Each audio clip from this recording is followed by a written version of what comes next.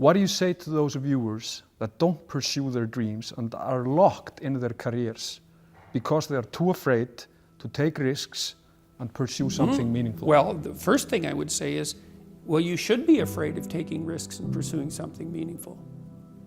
But you should be more afraid of staying where you are if it's making you miserable.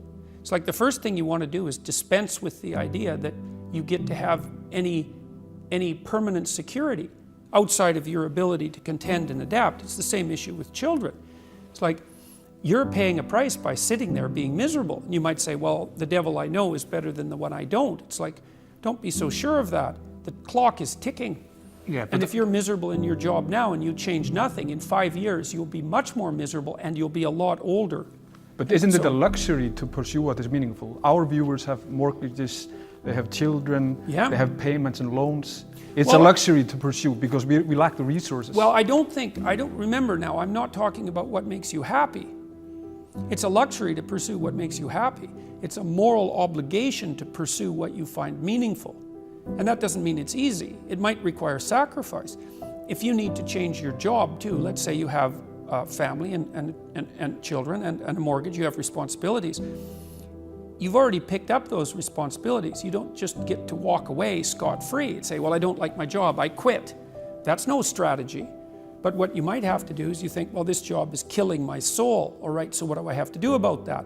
Well, I have to look for another job. Well, no one wants to hire me. It's like, okay, maybe you need to educate yourself more. Maybe you need to update your curriculum vitae, your resume. Maybe you need to overcome your fear of being interviewed. Maybe you need to sharpen your social skills. Like, you have to think about these things strategically. If you're going to switch careers, you have to do it like an intelligent, responsible person. That might take you a couple of years of effort to do properly. When you say pursue something meaningful, is it important to have a vocation? I think it's more important to have an ethos, an ethic. The first thing that you want to do is figure out, imagine you were taking care of yourself, like you were someone you cared for. Then you should figure out, well, if you could have what you needed and wanted, what would it be? What sort of friends would you have? What would your family relationships look like? How would you conduct yourself with your children? How would you educate yourself? You need to think through how it is that your life could be properly arranged if you had that ability. And then you can aim at that. And the funny thing is that if you do posit a goal of that sort and work towards it, you will move towards it. The goal will change because you'll learn things along the way. But I mean, I've dealt with hundreds of people in my clinical and consulting practice, and we set a goal, we develop a vision and work towards it, and things inevitably get better for people. So it's not a luxury, it's difficult. It's a moral responsibility, and it isn't happiness. It's not, the pursuit isn't for happiness. And that might be the best thing that ever happened to you, because if the structure you're in is going in that direction and you can't stop it, it's like, get the hell out of there and find something else. So it's not that hard to find a job when you already have a job. That's another thing to keep in mind too.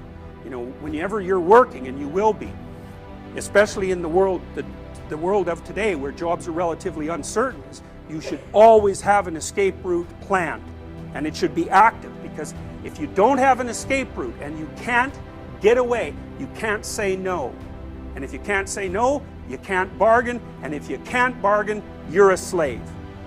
So that's how the world is set out at the moment. It's probably always been like that, but it's something that you really need to know, because you got to watch. If your being is objecting to something that someone is forcing you to do, maybe you're right. Maybe you shouldn't be doing it. And lots of people end up living meaningless lives. And that's not a very good term, because there's no such thing as a meaningless life. Because one of the meanings of life is suffering. And there's no bloody way you're going to escape that. So you will not have a meaningless life. You'll have a life that's only suffering. And I wouldn't recommend that.